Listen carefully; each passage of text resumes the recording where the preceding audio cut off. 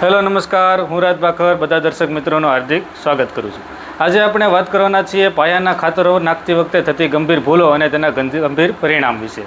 તો સામાન્ય રીતે મોટાભાગના ખેડૂત મિત્રો જાણતા અજાણતા આ ભૂલ કરતા હોય છે. તો આપણે પાયાના ખાતરોની વાત કરીએ તો પાયાના ખાતરોમાં સામાન્ય રીતે આપણે ડીએપી અને એનપીકેનો ઉપયોગ કરતા હોઈએ છીએ અને તેની સાથે ઘણા ખેડૂત મિત્રો ઝીંક સલ્ફેટ કે મેગ્નેશિયમ સલ્ફેટનો ઉપયોગ કરતા હોય છે. તેના પરિણામ સ્વરૂપ આ બંને ખાતરો રિએક્શન કરી લે છે અને જમીનમાં ફિક્સ થઈ જાય છે અને તેને હજારોનું નુકસાન થાય છે. તો આજના વિડીયોમાં આપણે જાણીશું શા માટે આવા ખાતરોને ભેગા ના નાખવા જોઈએ અને આવા ખાતરોને જો આપણે આપવા હોય બે ખાતરોને તો કઈ રીતે અને કયા કયા સમયે આપવા જોઈએ. તો સૌથી પહેલાં આપણે વાત કરીએ તો શા માટે આ બંને ખાતરોને આપણે ભેગા આપવા ના જોઈએ.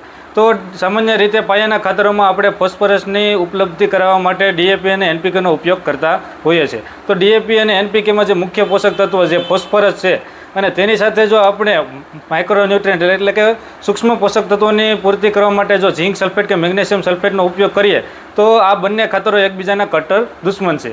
તેના કારણે બને છે એવું કે જે ડીએપી કે અને એનપીકેમાં રહેલો ફોસ્ફરસ છે જે મેગ્નેશિયમ કે ઝીંક સાથે રાસાયણિક પ્રક્રિયા બનાવેલી છે, જેના કારણે ઝીંક ફોસ્ફેટ કે મેગ્નેશિયમ ફોસ્ફેટ કે જે પાણીમાં અદ્રાવ્ય એવો ક્ષાર બની જાય છે, જેના કારણે જમીનમાં આ ખાતર એક સખત પડ બનાવી લે છે, જમીનને પણ ખૂબ જ કઠણ કરી દે છે. પરિણામ સ્વરૂપ છોડના મૂળ આ ખાતરો લઈ શકતા નથી અને છોડને તેને ઝીરો ફાયદો થાય છે અને મોટા પ્રમાણે હજારો રૂપિયાનું નુકસાન થાય છે. હવે વાત કરીએ આ બંને ખાતરોને નાખવા હોય, સામાન્ય રીતે આપણે મગફળીને કપાસમાં નાખવા હોય તો કઈ રીતે આને નાખી શકીએ અને કયા કયા સમયે નાખી શકીએ. તો સૌથી પહેલાં વાત કરીએ તો મગફળીના પાકની અંદર સામાન્ય રીતે ડીએપી અને એનપીકે તો પાયામાં જ નાખવું જરૂરી છે. તો તેને આપણે પાયામાં નાખી દઈએ, ત્યારબાદ મગફળીની અંદર 20 કે 30 દિવસના સમયે જ્યારે આપણે પૂરતી ખાતર તરીકે નાખવું હોય તો જ્યારે આપણે આંતરખેર કરીએ મગફળીની ત્યારે પૂરતી ખાતર તરીકે આપણે સામાન્ય રીતે ઝીંક સલ્ફેટ તેની સાથે નાખી શકીએ છીએ. અને કપાસની હવે વાત કરીએ તો કપાસના પાકની અંદર પણ ડીએપી અને એનપીકે છે જે પાયાના ખાતરની અંદર જ નાખી દેવું જોઈએ. અને ત્યારબાદ કપાસમાં પણ જ્યારે પૂરતી ખાતર તરીકે આપણે 30 કે 40 દિવસે જે યુરિયાનો ડોઝ આપતો હોય છે તેની સાથે આપણે ઝીંક સલ્ફેટનો ઉપયોગ કરવો જોઈએ. અને ત્યારબાદ 60 કે 70 દિવસે જ્યારે કપાસ આપણે સામાન્ય રીતે 60 દિવસે 70 દિવસે કપાસ લાલ પડવાના પ્રશ્નો ઊભા થતા હોય છે, તો તેમાં મુખ્ય મેગ્નેશિયમની ઉણપના કારણે આ વસ્તુ થતી હોય છે. તે સમયે આપણે મેગ્નેશિયમ સલ્ફેટનો વીઘે 5 કિલો લેખે ડોઝ આપવો જોઈએ.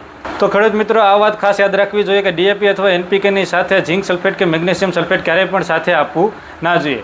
આ બંને ખાતરો ઉમેરતી વખતે જમીનમાં આપતી વખતે તે બંને વચ્ચે 10 થી 20 દિવસનો ગાળો રહેવો જોઈએ, જેનાથી આ બંને ખાતરોનું આપણે સારી રીતે અને 100% આપણે તેનું પરિણામ લઈ શકીએ અને આપણે પૈસાનું નુકસાન થતું બચાવી શકીએ. જો ખેડૂત મિત્રો તમને જો અમારો આ વિડીયો ગમ્યો હોય તો વિડીયોને લાઇક કરજો અને બીજા લોકો સુધી શેર કરજો અને આવા જ અવનવા વિડીયો તમારા સુધી તમને મેળવવા માટે ચેનલને સબસ્ક્રાઈબ અને ફોલો કરજો. અસ્તુ, જય જવાન જય કિસાન.